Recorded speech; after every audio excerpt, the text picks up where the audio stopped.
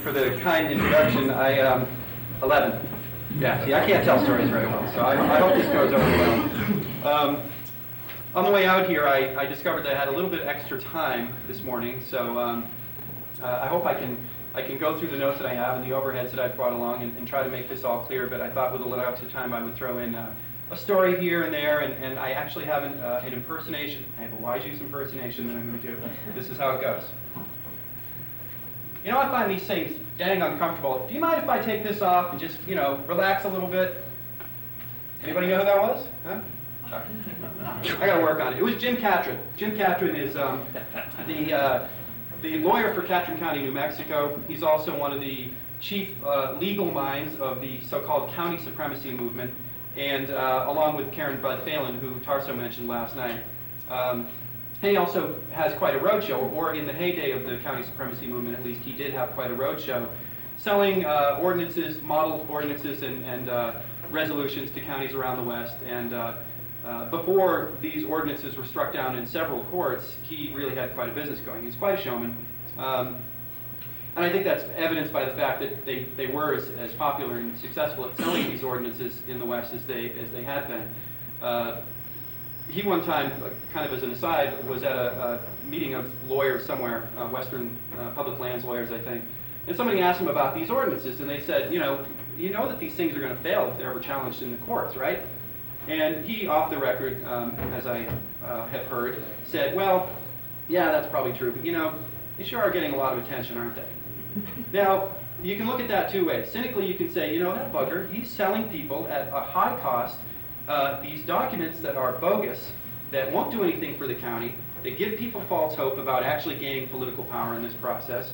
And he knows that when the court comes down and decides what the validity of these things is, they're going to be overturned.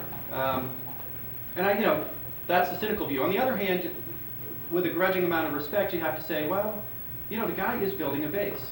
He may not be doing it truthfully, but he's out there, he's got a product, he's got a message, he's doing organizing, isn't he? And to a certain extent, that's true. That was my Jim Catron. I'll work on that. I don't have any other impersonations, so you don't have to worry about that. I am actually very, very happy to be here. I've never been to Montana. It's been wonderful so far. It's great to have so many people show up. And I think the topic matter here is really vital. I'm glad to be a part of being able to present a portion of what I can provide in terms of information about the convergence of the wise use movement and the broader right. A year ago, I was in Reno, Nevada. Tarso last night mentioned that the folks with Ron Arnold's Wise Use Leadership Conference are all meeting to plot the next year. This is the 10th annual meeting. I was there last year. It was quite an experience. I got there, went to the initial happy hour on Friday night, and walked in. The first thing I did, I'm sticking out like a sore thumb, right? So I walked up to Chuck Cushman and said, Chuck, hi, I'm Dan. And he was like, hey, and he introduced me to a bunch of folks. Most people were very cordial. A few people ignored me. Later on, I had one beer up there, and Chuck all of a sudden started saying, hey, I want to go down and watch the Trailblazers play. This is an enormous casino with a sports bar with a screen the size of this wall. And he took off, and I was even more stranded. So I decided, well, why not? And I went downstairs, and I found Chuck sitting in front of this enormous TV. And he was sitting there with a plate of food. He had two enormous turkey sandwiches. They were bigger than his head. They were the biggest sandwiches I've ever seen in my life. And I sat down. I said, he was sitting alone. I said, do you mind if I, sit down and join you? He said, no, fine, go ahead. Yeah, I'm just watching the game. And I sat there for a second, and I really needed another adult libation. So I said, I'm going to go get a beer. Can I get you one while I'm up? He says, no, I've got heart problems. I got to be really careful about, how I treat myself. So. But he managed to get those sandwiches down. He's a healthy guy. I don't know if anybody here has ever worked with Chuck Cushman. The guy is passionate, he's robust, and he's a pain in the butt. He's been doing this work for 20 years now. He was a Wise Use activist before Wise Use had a name. Anyway, that's the end of the stories. The information I'm going to present here, and I have a high-tech slideshow or overhead show here that I hope will provide some of this stuff, I think is really scratching the surface of this topic. The topic, as it was presented, the title before I got here of this talk was Wise Use and the Connections to Right-Wing Wackos. I don't particularly favor the term wackos. I think it's a pejorative term. I think it simplifies our opposition. And I think that is a dangerous thing to do because we have a very savvy, politically complicated opposition. And I think that's the weakness and the issue that we're here to deal with today, is understanding how this opposition that we face, whether it is the anti-environmental movement itself or as a part of the broader right on both extremes, the extreme radical Christian right, as they've been described, or the extreme radical free market think tanks on the other end, the more mainstream and acceptable right. I think understanding the structure of this network and how it was put together and how its structure serves its goals is important for not only environmental activists, but also other folks in this room. Folks who are concerned with education or labor issues, human dignity issues. You know, these are attacks that we're all suffering, and we're suffering them a little bit right now, I think, in a piecemeal fashion. I think your remarks were right on. We do need to work a lot more together to be able to address these issues. Now, that's not to say that there aren't some wackos in the movement, but I think it's not fair to call them all wackos. And I'm also uncomfortable calling the convergence, the simple term that I use to describe this topic, the convergence on the right, I don't think it's fair to call it a conspiracy. I think that's another oversimplification that doesn't really allow you to explore the breadth and the depth of what really is simply coalition politics. A conspiracy really does also kind of imply that something illegal is going on here. There may be illegal acts going on, but I think the fact that elements of the anti-environmental lobby are working in coalition and are working in coalition with elements of the broader right, there's no conspiracy here. This is politics. This is what we should be doing more of. So I think that, there are conspiracies out there, but what I'm going to be talking about today is not one of them. And as I've said, I think it's coalition building. I think one of the things I hope to do, I'm going to be spitting out dozens of organizational names and individual names, trying to explain how these people all fit together. If it makes sense to anyone here at the end of my remarks, I haven't been doing my job, because it doesn't make sense to me. I can describe these things graphically. I can look on my computer and see where these people operate and how they operate. But why they're working in these coalitions and what the result is, I think this is what we need to think about. This is our homework. This is what we need to do to address this movement. I'm going to turn on the overhead projector and turn off the light, at least that one. This is a missing overhead slide. Here we go. I'm sorry if people in the back can't make that out. That's we have this very fancy screen here, and that's about the best I can do. This is a long passage from an article that Tarso referred to last night. In 1979 and 1980, Ron Arnold, the architect of the YG's movement, wrote a series of articles describing why the YG's movement needed to be invented. And he does take credit for inventing this movement almost out of whole cloth.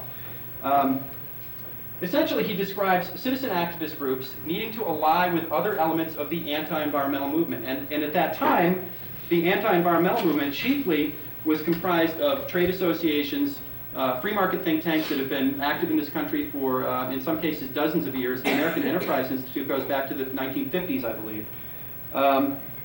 He was talking about, well, you can read the thing here yourself. I mean, essentially his theory was, corporate front groups, corporations themselves, free market think tanks, legal foundations like the Mountain States Legal Foundation and the Pacific Legal Foundation don't have the same power, the grassroots power and the media power that a citizens movement has. He recognized early on that that was one of the core, essential, powerful elements of the environmental movement, that we were a populist movement that gained a lot of sympathetic press and was able to mobilize people for the sake of the environment. It is a very powerful type of activity to engage in, and it had great effect. So this is how Ron essentially outlined his desire to build this movement. Now, I should give a little bit of background about CLEAR. CLEAR is a clearinghouse. I think they came up with the acronym first and made the words fit, because it's clearinghouse. We use the C and the L from clearinghouse, and then the rest of the first letter. So, all right, CLEAR has been active for 5 years in Washington, D.C. as a watchdog of the anti-environmental movement. When we started, we initially were looking at so-called YG's groups, the grassroots groups in the anti-environmental lobby that first met 10 years ago in Reno, Nevada, and began the so-called YG's movement in concert with a lot of these other right-leaning anti-environmental free market groups. When I started, we had a database that included about 250 organizations. That list was primarily the list of people who were at Ron Arnold's conference. It was published in the back of his Wise Use agenda that he put out shortly after that meeting. Through the course of not a particularly long period of time, we broadened our database to the point where today it includes about 2,500 organizations that we have identified as working in connection or as a very major part of the anti-environmental lobby. Now, there are a couple of reasons to that, and I need to explain. This does not mean that 25 or 2,200 new organizations were formed in this country. Certainly, there are new organizations that have formed as a result of the growth of the anti-environmental movement in the last 10 years. A majority, I think, of the increase in our database is attributed to two things: our looking a little bit harder at who is active in the anti-environmental movement, and the formation of coalitions and working groups and partnerships among groups that already existed. One area I think there was real growth in new groups was the so-called property rights wise use groups, particularly in the East and in the Southeast. A lot of the resource groups that were active were active before the Ron Arnold conference in '88, I'm willing to bet. If I had a lot of time, I'd actually like to find the actual formation date of a lot of the groups that we have to try to answer that question. In addition to the database of 2,500 organizations, we have added databases that allow us to more accurately track the activist core of the anti-environmental movement. And that will be the topic of a lot of these overheads. The database now includes 6,000 individuals who are on the staff of a backlash group, or are a board member with fiduciary and management responsibility, or in a lot of cases advisory boards. And there are really, that membership base is what I use to try to determine, part of what I use to determine what the convergence entails. Board linkages among groups is one thing I'm going to try to talk about. Participation in coalitions or working groups on a particular issue is another area where we've been able to track a number of groups from the anti-environmental movement as well as the broader right coming together and working in concert. And also there are issue briefings, policy coordination events that we see, like the Wise Use Leadership Conference that's happening right now. Kind of tracking who shows up at those things, who speaks at them, what they say is a way that those of us that monitor this stuff are able to kind of track where the movement is headed, what it looks like, what its structure is, and that type of thing.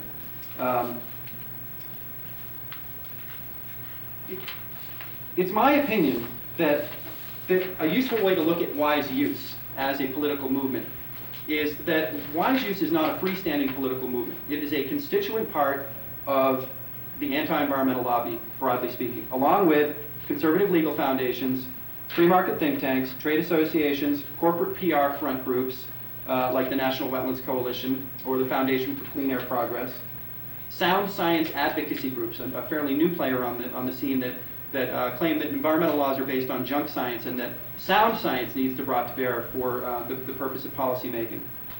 And then there are recreation groups and property rights groups. These are the working parts of the anti-environmental lobby, broadly speaking. And there are other groups, but I think those are the main categories.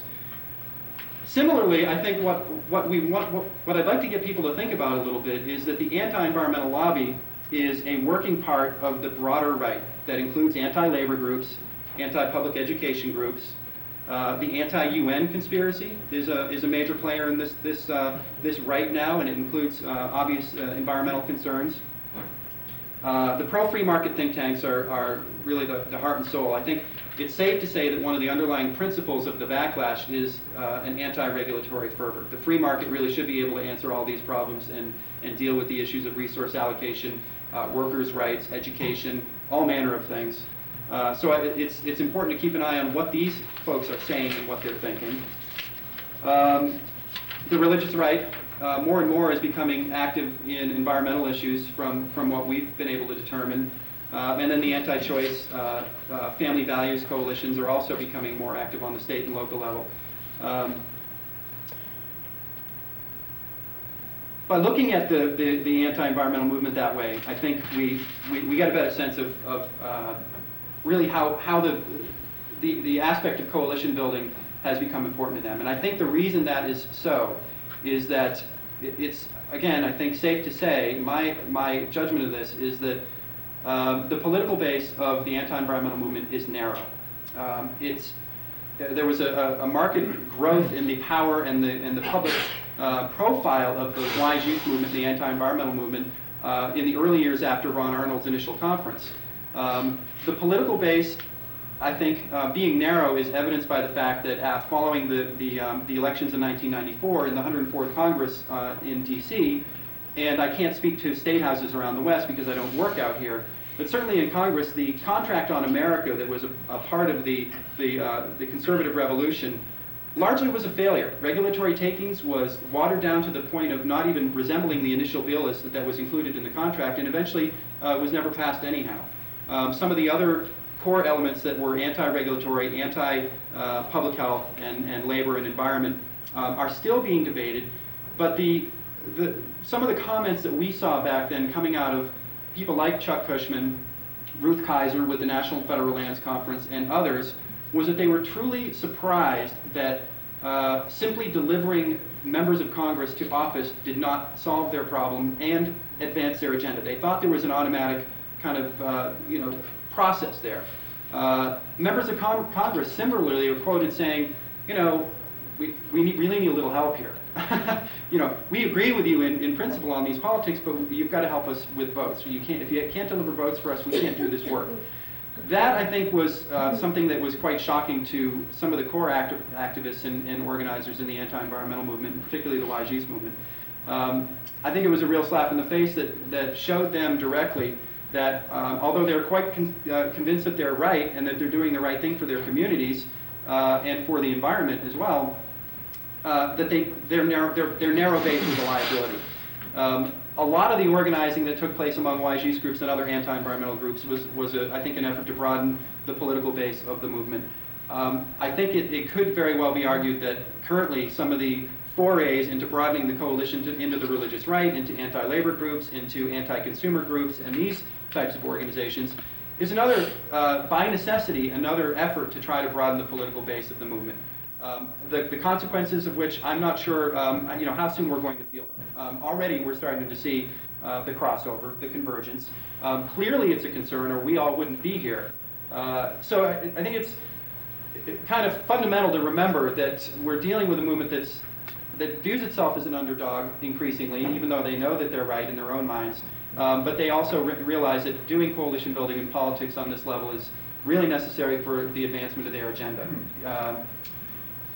Now, I'm going to kind of go through, I mentioned the three elements of the convergence that I've been exploring.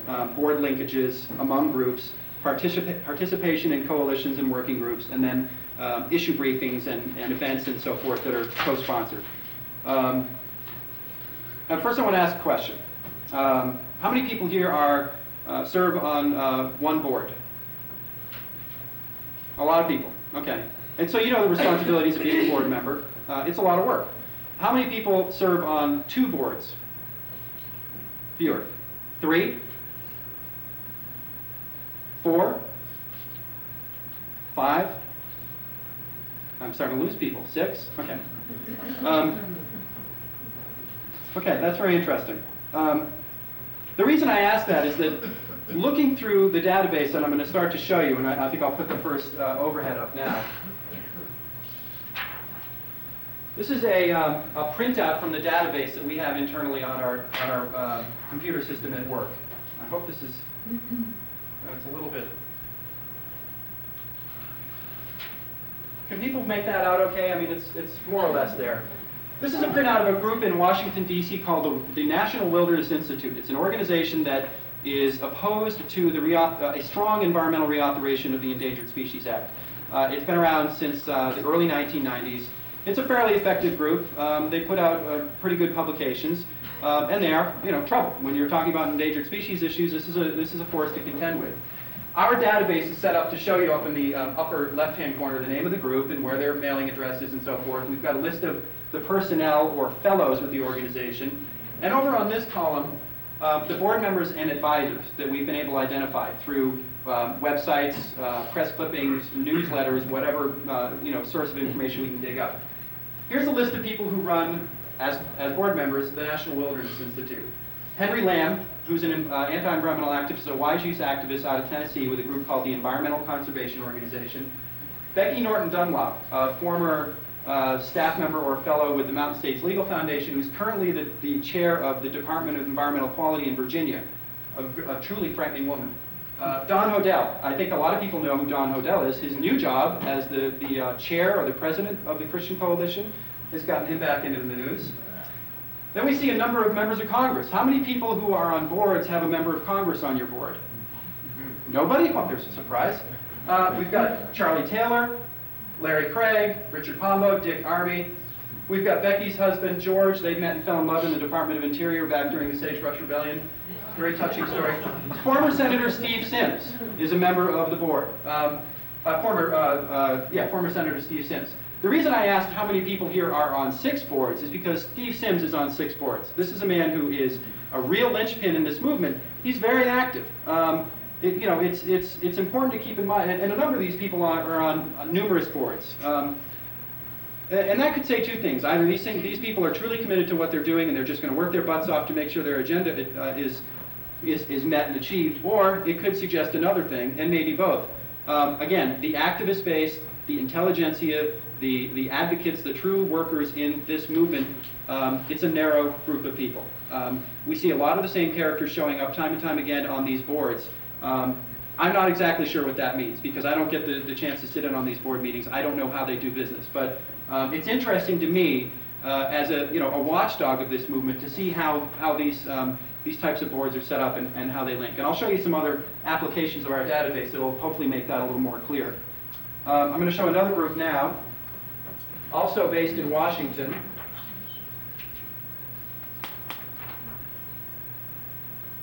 This is the Defenders of Property Rights. They are a legal think tank that was formed to advance regulatory takings legislation.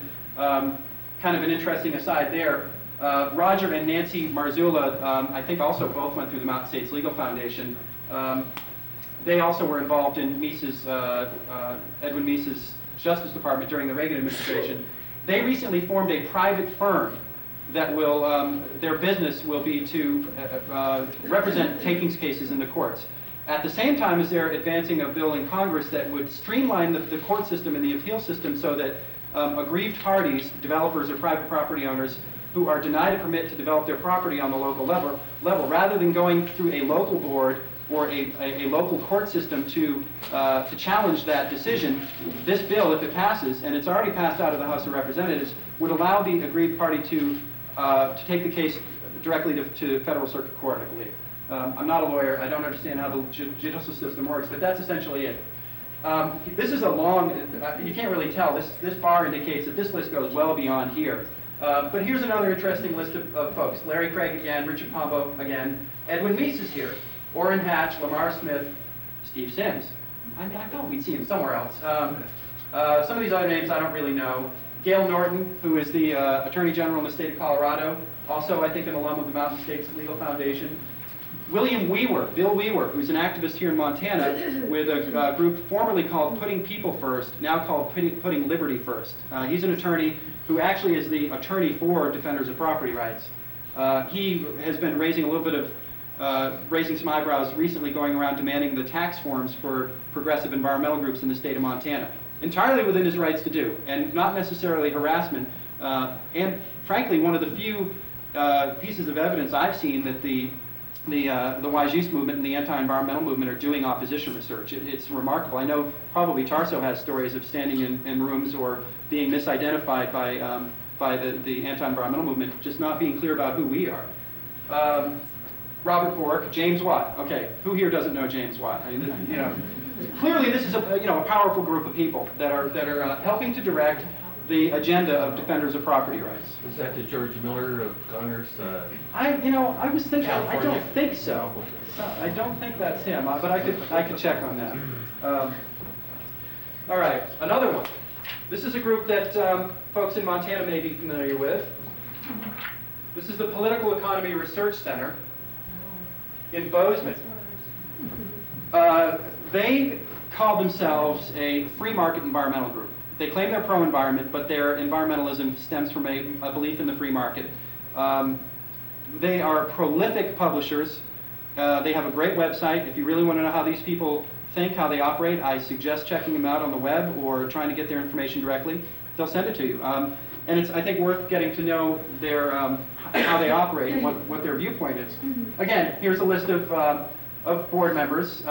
One of the things that we've done also, we have a companion database, and the next overhead is going to show you how we track these folks. We have a companion database that shows the other organizations that a particular activist in one of these groups is involved with. In this case, I'm going to show you Richard Stroop, or Strout, I believe. I'm not sure how he pronounces his name.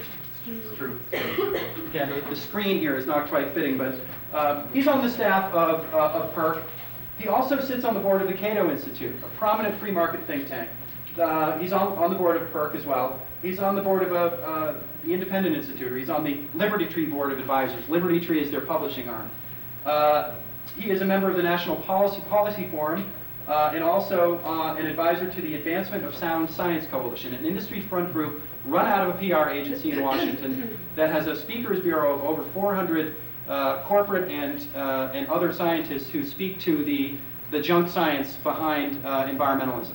I mentioned this new element in the anti-environmental movement. This is a pretty savvy group. I mean, well, they run out of a PR group. Their business is to be effective in the political realm. So this gives you a sense of how, here's somebody who's very deeply involved in the movement as well. His wife, I believe they're married, is Jane Shaw. I think I have Jane here as well. And you can see that Jane is also involved with Cato, the Advancement of Sound Science Coalition, and something called the American Land Foundation. This was a group that was established in Texas by an activist with the Farm Credit Property Rights, the Farm Credit Bank of Texas, to attempt to form a funding mechanism for the wise use movement. And as far as I can tell, the huge influx of money they got initially from the Farm Credit Bank of Texas, surprisingly enough, was the only money that I've ever seen that they've gotten. I haven't gotten any further information on that. But a number of very core wise use activists were involved in putting that together, including Jane Shaw. Now, Jane and Richard came to my office one time when they were in D.C., very upset that I considered them anti-environmental, and I really felt for them. But despite the semantic, technical differences between regulatory environmentalism that manages resources through a regulatory regime and their vision, which is not entirely free market, they do allow for the fact that if people break laws, they should be punished. But what laws? You could go in circles arguing these points with them. But they came by and said, we really don't want to be on your website. We don't think we're anti-environmental. And I said, well, that's just too bad, because you're going to be on there, because look at what you do. I mean, you're one of the leading organizations in this movement, and I think it's important for people to know that. Now, the next overhead shows you what this information looks like on our website. And I hope this, I don't know how we're going to deal with this. Maybe I'll just move this forward a little bit.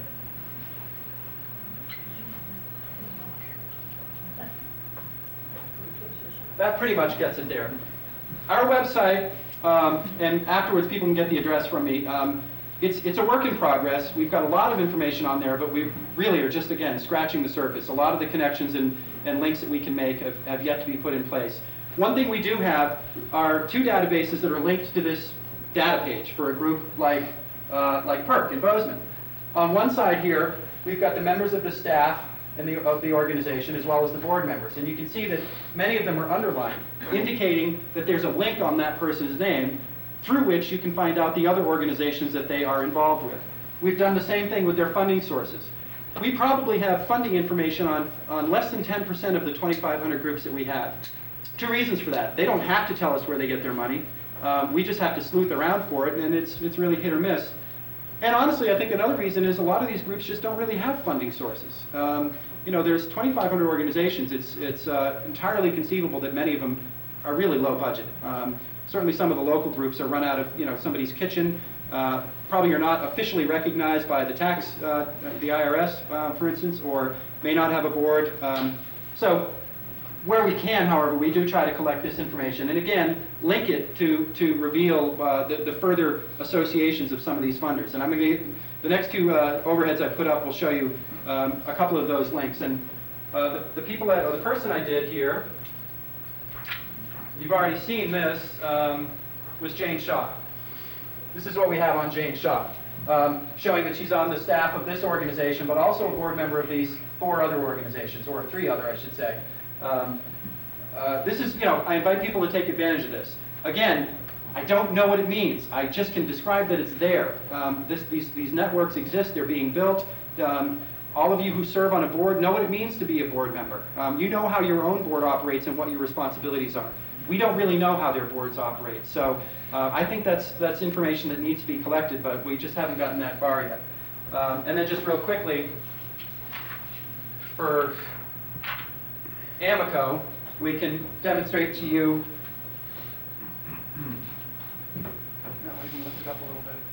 A number of the other backlash organizations that we've identified that are also funded by Amico, including the Advancement of Sound Science Coalition, the Global Climate Coalition, another corporate front group, the Reason Foundation, one of the preeminent libertarian free market think tanks operating currently, the Air Quality Standards Coalition, that was a corporate front put together a year and a half ago by the National Association of Manufacturers to challenge the more stringent air quality standards that the EPA were advancing at the time. They had limited success. Fortunately, they didn't win overall. So this is the type of information that we've been collecting and trying to put in a digital format. I know it's very difficult. I mean, I've got it easy.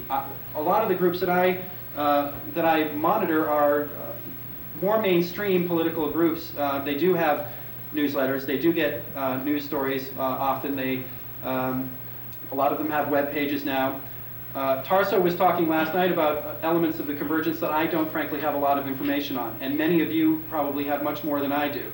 How is the militia and the Patriot movement involved and kind of integrating with the environmental backlash and the broader right? I don't have that much information on that. It won't appear on this website. This will be helpful for determining other parts of the backlash, but not necessarily the kind of radical wackos. There are two other ways, and this is where we get really high tech.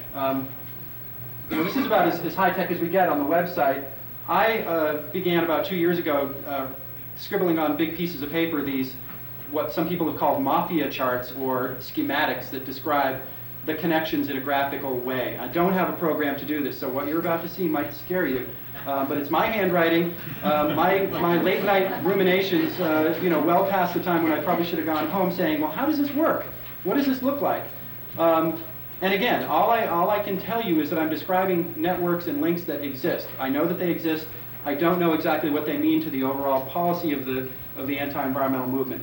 The first one I think I'm going to put up is,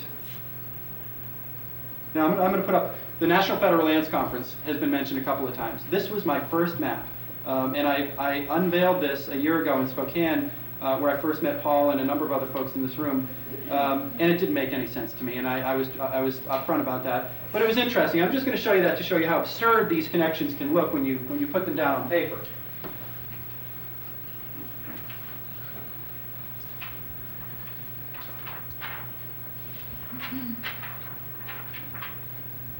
This is the only one that doesn't go, with the screen. What I did a long time ago was put the National Federal Lands Conference here in the middle of this piece of paper. And I said, all right, who are the main activists that I can identify with the NFLC that are also active with other groups? I identified Mark Pollitt, who formerly worked with Edwin Meese and was one of the co-authors of the Reagan Executive Order on Takings. He's a board member. You see he's kind of shows up in a couple of different places. Ron Arnold, who was an advisor, but claims to have left the organization. Strangely, that avowal coincided with the NFLC publishing a newsletter with the headline banner article, "Why There Is a Need for the Militia in America." All of a sudden, Ron Arnold didn't really have anything to do with this group. There's no evidence whatsoever to show that he actually officially resigned on paper. But I'm not going to sweat that one with Ron. He can deny it all he wants. Ruth Kaiser runs the organization. Now, what I did here, I'll go in this direction. Ruth Kaiser is also the Utah State Director of the Alliance for America.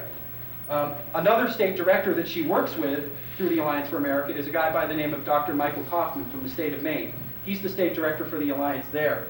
Dr. Michael Kaufman sits on a political organization called the Council for National Policy, which is a super secret policy formation and strategy salon on the hard right that was formed, I don't know how many years ago, a decade or so ago, by Richard Viguerie, who's one of the chief architects of the resurging new right in this country.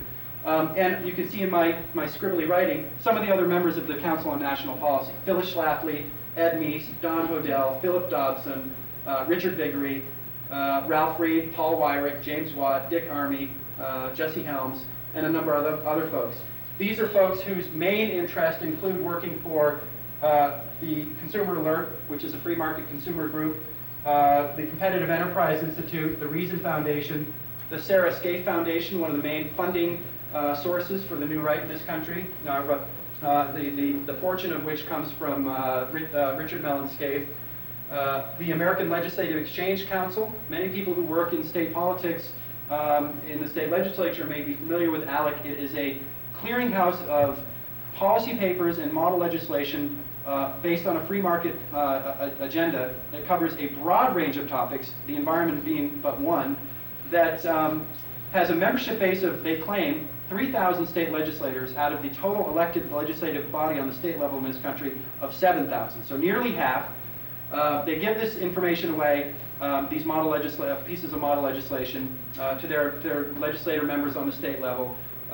Their passage rate in the last session, I believe, was 25%. They had close to over 1,000 bills introduced in state houses around the country and achieved, I think, a 22 to 25% passage rate. They were formed by the Heritage Foundation. That'll give you a sense of what their agenda is. And then on up the line, the National Wilderness Institute, the Mountain States Legal Foundation. So if you like to play what is also known on campuses as the Kevin Bacon game, where you link actor Kevin Bacon to virtually any other actor who's ever appeared on screen by jumping through these various connections, if you want to engage in that type of intellectual activity, if it could be called that, this is linking the little old county movement out in Bountiful, Utah, with the most powerful coordinating body of the new right that exists today, and certainly the most secretive. In the other direction, Ron Arnold, of course, is certainly denies that he's a part of this organization anymore, but Arnold used to be. Clearly he has an association that dates back to some point in the past. He is the executive vice president for the Center for Defense of Free Enterprise. His boss is Alan Gottlieb, who's also, by the way, on the Council on National Policy. Go over that one. Two other groups that he runs. Gottlieb runs the Citizens Committee for the Right to Keep and Bear Arms and the Second Amendment Foundation. On the board of Citizens Committee are some guy named Roach, Dan Quayle, the vice president, and Tom Clancy, the author with the really bad sunglasses, who also sits on the American Conservative Union, another policy formation group on the right that directs strategy and policy. He sits there with Ralph Reed, again, CNP, Becky Norton Dunlop with the National Wilderness Institute, and then you just go on and on from there. I mean, you really could just spend an hour going around and around in circles. It'd be like, running laps or something. It's fairly complicated. It's very complex. And again, how useful having this type of information portrayed this way is, that's up to you to draw your conclusions.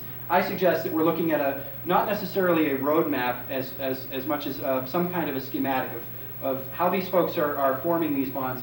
Clearly, not all of these people can be described as simply anti-environmentalists. Clearly, many of them are the heart and soul. I don't like that term. The brain trust. No, that's not so good either. Anyway, the main people in the right. So this was fun to do, but then I realized, okay, I've got to try to narrow this down a little bit, and hopefully I can do that. I still have a little bit of time. Actually, I think what I'm going to do is jump to the element of the convergence that is covered by coalitions that exist, a number of which we track on our website and on our databases. I'm going to jump back one page here, or a couple of pages, to look at. These things really stick together. The defenders of property rights. Now, I'm going to put this way up top here so people in the back can see it. Here are a number of click boxes in our database that we have clicked to indicate that DPR is a member of this coalition or signed on to this particular letter or whatever the case may be. They were and still are listed as an umbrella group under the umbrella initially started by the Environmental Conservation Organization in 1988 and 89 to coordinate the growth of the WIJUS movement and to facilitate communications. Currently, the Alliance for America, the second one, does that work. That's a coalition that has about 600 local anti-environmental WIJUS groups as a part of its umbrella. Chuck Cushman has started publishing something called the League of Property Rights Voters scorecard. It's a scorecard that mirrors the League of Conservation Voters scorecard, rating members of Congress on their environmental votes. He's put out 3 of them so far, and Defenders of Property Rights was a sponsor, which meant that they actually gave money for the publication of this thing for each and every one of them. DPR is also on the Grassroots ESA Coalition, another Chuck Cushman vehicle that was put together to advance a non-regulatory, voluntary-based reauthorization of the Endangered Species Act. Get Government Off Our Back is a anti-regulatory, anti-government coalition that I have a slide for as well. The National Center for Public Policy Research is a free market think tank and organization in DC that is really currently playing a major coordinating role connecting grassroots WIJUS groups and the free market world in Washington, DC. They published something called the Resource Locator so that activists and media types who are concerned with environmental politics would know who to call to ask about takings legislation, wilderness, wetlands, all manner of environmental issues. Under the events, they weren't at the original, or they did not sponsor and did not apparently attend the original 1988 WIJUS conference, the one that Ron Arnold put together in Reno. They were listed in a book called It Takes a Hero by William Perry Pendley of the Mountain States Legal Foundation, which, by the way, was the best thing he ever did for me. This is a book that came out just after I started at CLEAR when we, as I said earlier, had a database of 250 organizations. Again, just really getting started. There was an appendix to that book called the Hero Network that gave out 1,000 additional leads. I just scanned that puppy into my database. It took a little bit of work, but next thing I knew, I had a database of 1,000 organizations and individuals that our friend William Perry Pendley had identified as being active in the anti-environmental movement.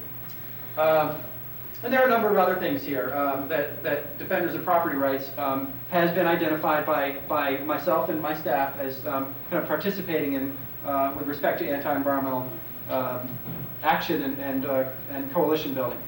I'm going to give these roughly 20 coalitions and events here. I wanted to mention a couple of other groups that were in Reno in 1988, just to give a flavor of how this was not strictly an anti-environmental group. There were other right-wing oriented groups that were there, including Accuracy in Academia, the American Freedom Coalition, which was the political arm of Moon's Unification Church in this country, and had ties to both Ron Arnold and Alan Gottlieb. They rapidly deny those things, or attempt to at least avoid that issue. The California Chamber of Commerce was also in Reno. The California Farm Bureau was there, the Competitive Enterprise Institute, a free market think tank. Consumer Alert, the so-called free market consumer organization, and the Mountain States Legal Foundation. They were all there. Again, they have elements to their agenda that include anti-environmentalism, but they're not strictly anti-environmental. This is another area where the convergence happens. These are broad agendas that are being dealt with here. All right, first, I'll let you look at Get Government Off Our Back. This is a relatively new operation based in DC. And just looking down the list, you'll see that there are some recognizable anti-environmental groups, but clearly some recognizable broader right organizations that are included here. U.S. Term Limits down here, the U.S. Chamber of Commerce, Institute for Justice. I don't know really what the Council for Government Reform is, but it doesn't really strike me as an environmental group off the top there. The American Rental Association, Americans for Tax Reform. Tax reform is another real key constituency in this backlash, I think. And again, Consumer Alert.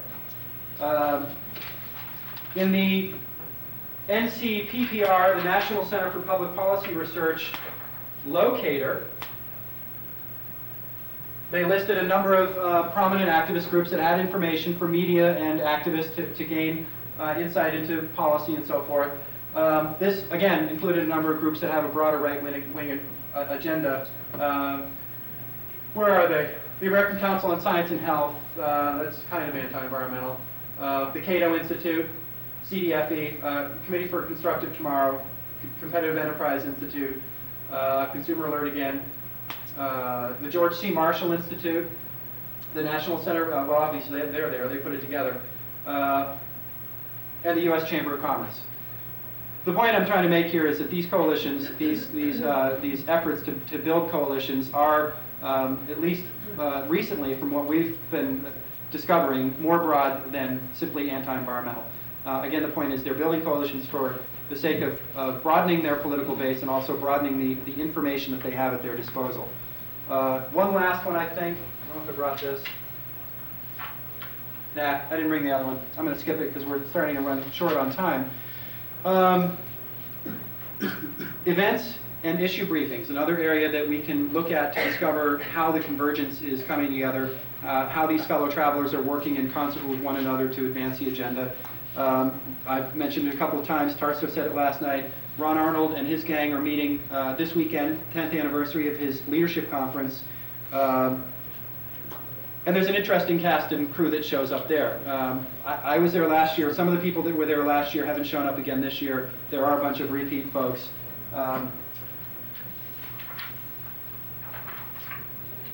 This is from somebody's webpage, the American Land Rights Association webpage.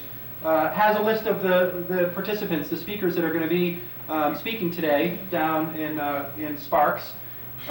Congressman Helen Chenoweth, of course, will be there.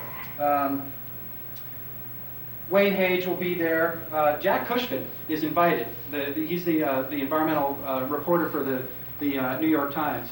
I'm really interested to find out if he goes to that thing. This is a list of the various luminaries who will be speaking there. I wanted to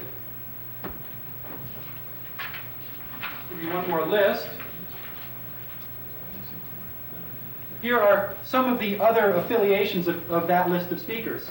Helen Chenoweth is on the board of the Washington Legal Foundation. John Doolittle is a member of the Council on National Policy, the super secret policy salon on the right. I just like saying super secret policy salon. It kind of rolls off the tongue. He's also on the board of Defenders of Property Rights. R.J. Smith with Competitive Enterprise Institute and the American Land Foundation. Mark Pollitt, Stewards of the Range, Pacific Research Institute, National Federal Lands Conference, American Land Foundation. David Ridenour, or Ridenauer, is somebody that I met and actually had kind of a handful of pleasant conversations with last year. He works in D.C. for the National Center for Public Policy Research, has been a right-wing political activist for some time from what I've learned, and I haven't got his whole story down yet. But he also runs something in D.C. Called the Environmental Task Force. And I wanted to present a little bit of information on that as well. The task force and another element of NCPPR meet on a regular basis in Washington, D.C. I think it's every Wednesday they have a luncheon.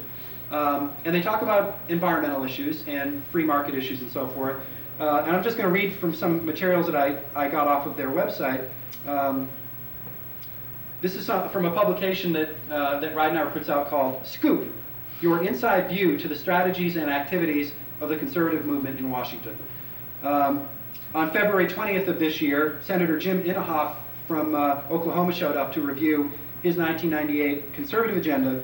His proposals included maintaining budget agreement spending caps, legislating no new entitlements, increasing the per-child income tax exemption, overriding the partial birth abortion ban veto, IRS reform, sunsetting the current tax code, expanding the 15% tax bracket, ending the marriage penalty, school choice, permitting parents to save money on their education for tax-free allowances or something, opposing the Kyoto Global Warming Treaty, opposing the EPA air quality mandates from last year. You see there's quite a broad range of issues that the senator was covering. On January 23rd of this year, Tom Jipping of the Free Congress Foundation was talking about their effort to hold up judicial nominations. There's currently a backlog of some 80 judicial nominees or slots in the judicial system that have not been filled. This is not an accident. This is very clearly on the political agenda of the Free Congress Foundation. On December 19th, a handful of folks got together. This I just highlighted because I think it's cute. It says, to mark the final meeting of the year, task force participants nominated and voted on their favorite ridiculous quotes by extreme environmentalists in 1997.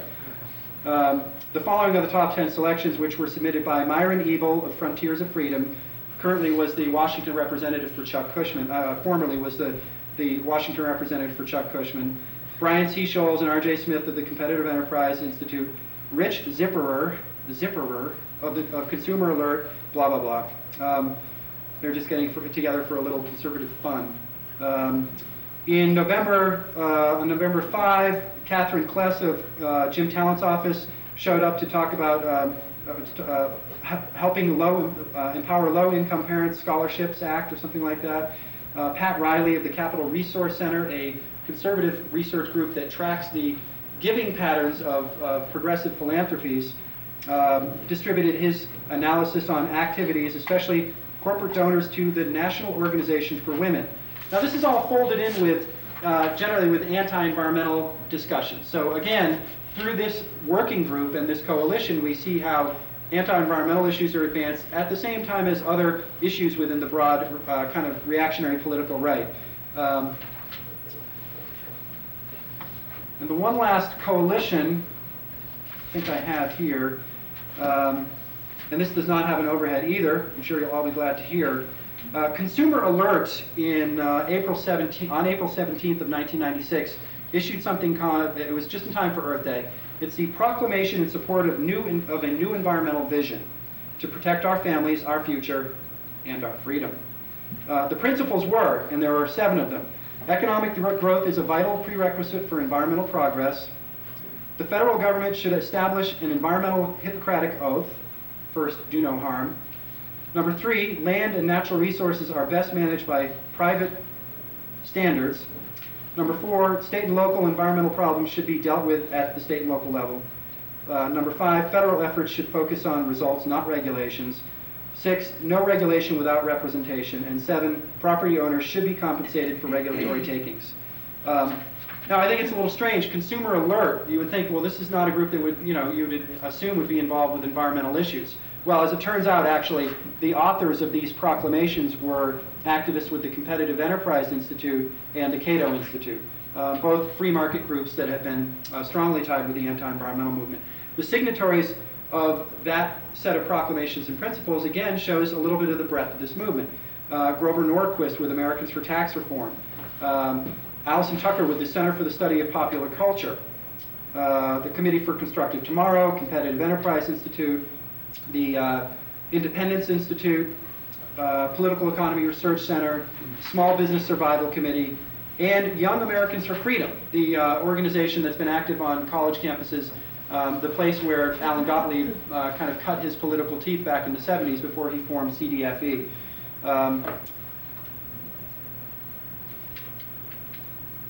Those are just the examples that I wanted to bring out that just kind of, again, confuse the hell out of everybody and overwhelm you. I hope I've achieved that.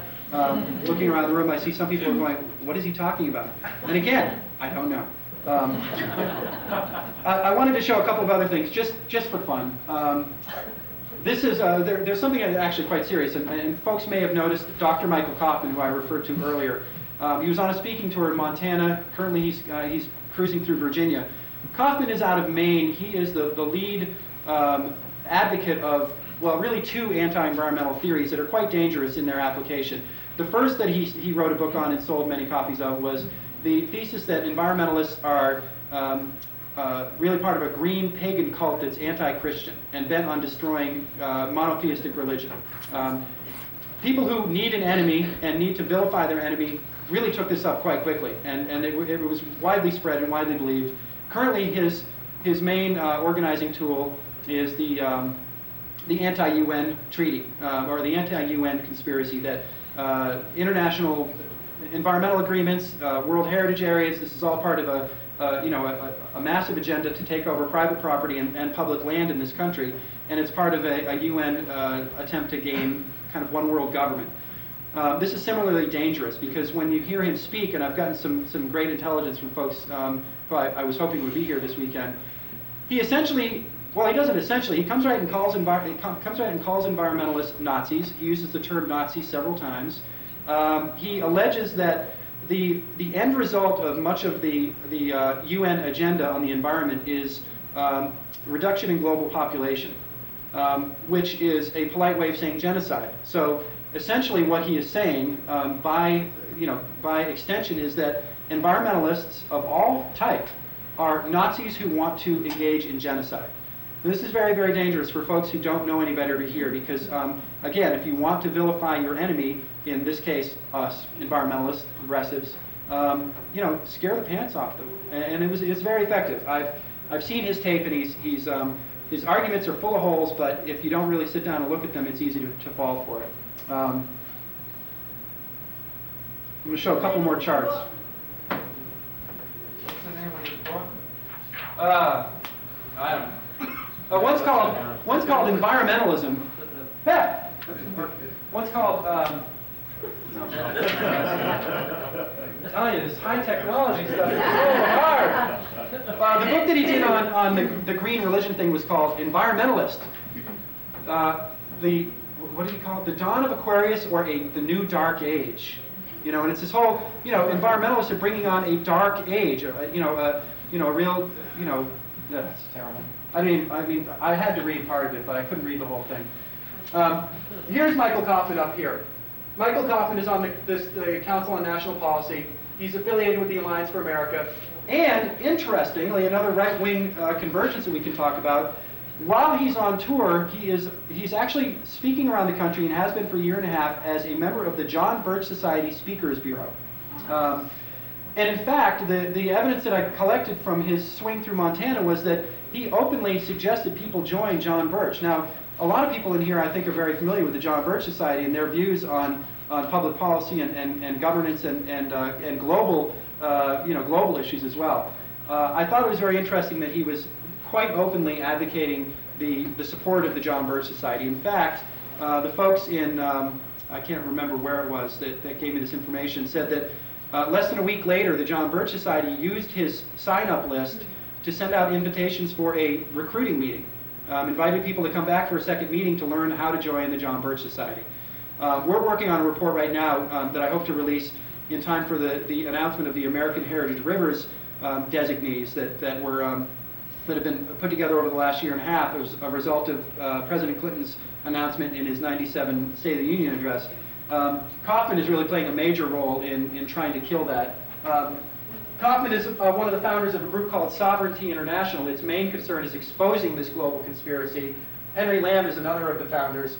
Henry is with ECO with all of these folks: Steve Sims, Nancy Marzullo, Fred Singer. This is a little bit more manageable, but again, it shows you how from one organization you really can get a view of the constituent parts, the working parts of a certain slice of this backlash. And this is where we get a little bit silly. I hope people aren't insulted by this. I did one thing to take a look at. I don't know who asked me to do this, but I'm just going to give you the bottom part. This is Representative Charlie Taylor from North Carolina, I think, who's on the advisory board of the National Wilderness Institute and the Washington Legal Foundation, along with this list of folks. Kenneth Starr among them. Kenneth Starr is getting kind of well known here. Roger Marzullo, Gail Norton, Larry Craig, Richard Pombo. He's probably on both lists.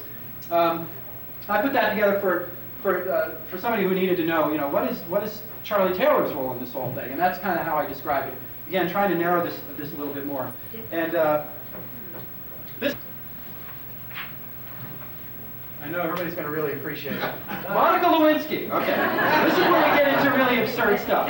Monica Lewinsky is not part of any conspiracy. However, she was taped by Linda Tripp, who is represented by James Moody, who is a libertarian legal activist who volunteers for the Landmark Legal Foundation. The board of Landmark includes Edwin Meese and William Bradford Reynolds, both of whom serve on a number of right-wing groups and anti-environmental groups. The Council on National Policy, defenders of property rights. But importantly, I think that this side of the screen that I'll pull over now, and this is something we can't even really begin to talk about, the Landmark Legal Foundation is funded by a fellow that I mentioned earlier, Richard Mellon Scaife. His foundations fund a number of other organizations that I think are very important to know. And we've seen many of these already in my remarks. The Heartland Institute, a bunch of legal foundations. Is there a conspiracy? No, I'm not going to use the term conspiracy. I think there was a headline that I saw that said, no, it's not as much a conspiracy as it is an industry. So maybe that's a more constructive way to look at this. Richard Mellon Scaife is investing money in the right, which is investing content and ideas and policy in the anti-labor movement, the anti-environmental movement, the anti-education movement, all the way down. Again, if you follow these links up and back, back and forth all over the place like I do, and I certainly hope you won't try it, you can learn a lot about what this movement looks like. We can start to develop some of these little schematics, and hopefully gain an understanding of what, again, is not a convergence as much as it is a building coalition, a developing coalition. Now, I didn't get to touch on a lot of the issues that I hope will take place or be discussed in the breakout groups. What does this mean to you all in your work? What does it mean to environmental organizers to have the Christian coalition start showing up as a constituent part of some of these coalitions, like the Grassroots ESA coalition? What does it mean for Christian patriot groups and the militia to be involved in local zoning debates and that type of thing? You need to start talking about these. You really need to address this type of stuff. I've showed kind of the meta-analysis, the huge macro view or broad umbrella of how this movement is constructed, and really the most useful work and understanding we can gain of it is at the local level. I don't have the benefit of working on the local level. I apologize that I can't provide more of that type of information. I hope that beginning here, folks in this room will start to develop that type of information for your own benefit, for the benefit of your partners in the progressive community, and for the benefit of the community. Because I think that's really what we're all concerned about. Checking his notes, he says to himself, "Self, that's about it. That's all I have to say." I know I've gone a full hour, and I don't know if we have time for any questions. For the sake of trying to get us back on schedule, let's take a few questions. I don't think it would be right to have a panel without questions, but let's limit it to 10 minutes, and then I'll explain the breakout groups and what to expect for lunch and all of that as soon as the questions are done. In the back. I have two questions. What is your website? How do you get into your website? Okay. And the other one is, do you have a newsletter or anything like that that we could have it be accessible? Did I plant that question? Thank you for asking that. Yeah, the website address, the main address for the Environmental Working Group, which is where my project is housed, is www.ewg.org.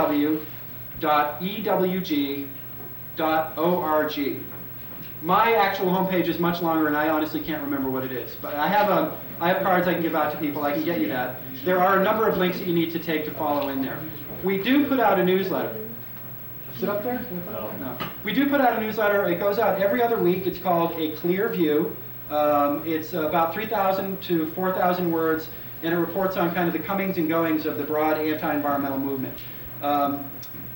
It's free. It's sent out primarily by email because it's cheap to do it that way. We couldn't afford to fax it any longer. Each and every one of our past issues is archived on our website. We're working on making that a searchable database. We're working on creating links between the data page that I showed you from my website and the stories that we've written about people like Jane Shaw or her organization, PERC. That is coming. Hopefully this year we'll really develop a much more efficient system, much better links. Yes? Do you have copies of your handwritten charts? Oh, I don't know. Yeah, I can make copies. I don't have initial copies here. Yeah, sure, that'd be fine. Paul, there's got to be a photocopier somewhere here. So. Yes? Can you tell us a little bit more about the junk science groups? They seem to be newcomers on the scene. Well, they're not entirely new. It's just that they seem to be taking on more prominence. One of the initial junk scientists, or one of the initial elements of the junk science advocacy was the kind of anti-global warming advocacy that has been taking place for some time. A fellow by the name of Dr. Patrick Michaels, who writes something called the World Climate Review, has been around for years and years, as an ozone depletion skeptic or a global climate change skeptic, along with a guy by the name of Fred Singer with the Science and Environmental Policy Project. What is new are efforts by corporations through public relations firms to develop much broader and much more activist and much more kind of aggressive outreach on sound science issues. And the two most prominent that come to mind there are the Advancement of Sound Science Coalition, run out of APCO Associates, which is I think their parent organization is an advertising firm, and another called the Foundation for Clean Air Progress that also talks about science issues and public policy. That's run by Burson Marsteller and is funded by the transportation industry and the agriculture industry. Their main message is, our air has gotten a lot cleaner in the last 25 years. Look at how much cleaner it is. So do we really need these, onerous new regulations that are being proposed? In the back? Yeah, I'm just wondering, in terms of the linkages that you're talking about within this right movement or whatever you call it, do you think that if they did the same analysis on the environmental movement, they would find the exact same thing? It seems to me. Oh, sure. I mean, so I guess I'm just wondering how that's any different than what we're doing. And I mean, we don't have Congresspeople on our boards. But, right. And we don't serve on as many boards, perhaps. Well, but advisory boards, I would say yes, a lot of the key people do. When you look at advisory Yeah. boards, I mean, you see the same names over and over and over and over and over again. And I'd like to throw out one other question, which is, do you have any of those anti-environmental, those quotes, those 10 quotes from that little luncheon? no, I don't. But if you're interested, I could get that off the website. This was cut and pasted and faxed to me by my research assistant, and she didn't get all of the stuff on there, just a couple of tidbits. I'm actually kind of curious about that too. I think this putting these charts together is a useful exercise as a demonstration that there is a set of organizations on the right that are working together. I think that we could probably prove that that's happening on our side as well. The thing that I hope to achieve by doing this type of demonstration is to just inform people in the progressive community that is a political reality. Too often, I think environmentalists become focused on a single issue and a single campaign. And I think ideally what we need to do is understand that we are fighting an integrated and cooperative and politically sophisticated, or at least complicated, set of foes that are working and providing assistance to one another to defeat our agenda. And I guess the lesson by extension is we need to do the same thing. There was a story in the paper this morning that was a result of an interview I did, and I was mischaracterized there as, it made it look like I said that the anti-environmental movement invented coalition building. Well, nothing could be further from the truth. Ron Arnold, I think very accurately, saw how the environmental movement had developed coalitions and had built local power that way. And I think that's why he put the Wise Use movement together the way that he did. It's not that we have forgotten how to do coalition building. I think it's just that we need to do a little bit more of it. I think your point is well taken. If they looked at our movement, and they haven't, I don't know why, but if they did, I think they could put these same mafia charts together and show that there's allege at least that there's a conspiracy or a set of coalitions. I hope that that's true. I mean, I hope we have as many linkages and coalitions as they do, and I can't say whether we do or don't. Can I ask one other question, which is, you showed one chart of Amoco and who Amoco funds, and I'm just wondering how much research you guys have done on the connection between multinational corporations and this movement and where it's going, because that seems to be fairly significant. I think it is, I agree. Other than the funding of the backlash groups, we haven't done anything further than that. No further analysis, no further connections. I am toying with the idea of spending $1,500 for a CD-ROM that has the boards of directors of thousands of organizations and corporations. It's like a 60,000 person database. It would be real fun to play with that, and I think there could be useful analysis through looking at corporate board members and how where they sit on a lot of the boards of these free market think tanks, conservative legal foundations. We know that they're there. We just haven't gone really down that road yet. That's an enormous amount of research, and hopefully someday we can get to it. You have a question? We have a local station here called MCAT, and they're in the process, the board, which also has a Cushman on it, is in the process of firing Randy, who's actually started MCAT. And MCAT's done a really good job, and I just wondered if anyone that was happy with MCAT would sign this. They're pushing this through within a month with no clear-cut reason to fire him. And this is really the only forum that we have for people that have grievances. They have a lot of pesticide information.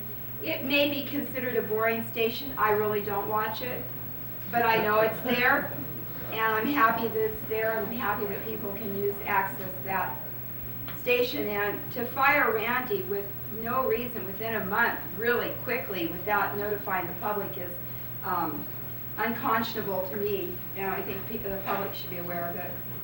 And by the way, I was born in Modesto. Okay. I really have no comment about the local station or Randy, whoever Randy is, but I'm sure people are interested in this. I mean, if you want to circulate the petition, I'm sure that'd be fine. Oh, thank you. One more question. One more? Could you name some resources we could look at the local level to do these kinds of mafia charts? For example, the Local Development Corporation had connected to political appointee committees, things like that. Well, one of the best places to do this research is through the local newspaper, doing text searches, if you can do it in the library to see when some of these people are mentioned. A lot of times information will be provided there that'll show that they're representing a particular group, or they're speaking at a meeting with a set of people, or a meeting that's sponsored by another group. Read the papers. Start developing opposition research files. It doesn't take much. I've never been trained in opposition research. I made all of this up as I went along. But what you really need to do is just develop a keen eye for keeping an eye out for names, events, organizations that are part of what you would broadly classify as your adversaries or your opponents. And slowly the picture comes into focus. Our website can be helpful on a limited basis. I think locally we don't have as much information as I'd like to have. I would suggest talking with your partners in other elements of the progressive community. Maybe other people have done this work. You'd be surprised if you start talking about person X or organization Y, how much somebody might know about them, the history, their board, where they came from, their objectives.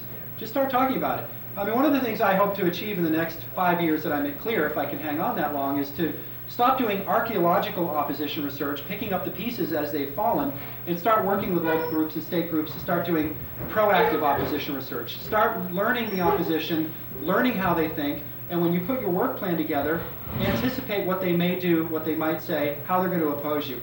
I think that's what we can use this information to help us achieve. Really preparing ourselves to fight better in these battles. And I see Paul's looking at his watch. I'm here the rest of the day if anybody has any other questions. Thank you for your patience. I know it probably wasn't easy, but I appreciate Changes are a fallacy. We don't need to be for any of those things. This is all the hogwash of. Is a tough guy, Dan Barry. He comes to us out of some of the good organizing work, and I'm feeling here from more of my extemporaneous remarks, the Clearinghouse of Environmental and Advocacy and Research, but comes from a grassroots effort, a rich experience in Congress. He's been on the front line. He's been with Bernie Sanders there, one of the great progressive advocates that we see standing out time and time again in the evening news. But he is in the position of coordinating the great effort to nurture people and to give them direction as we face the realities of the wise use movement and the tremendous toll it's taking of people and good process. So Dan, if you will come forward and do your great thing, and if I can keep from picking up your notes, which would be yeah, leave them there. It's surely a pleasure to have you here. Thank you very much. Appreciate it.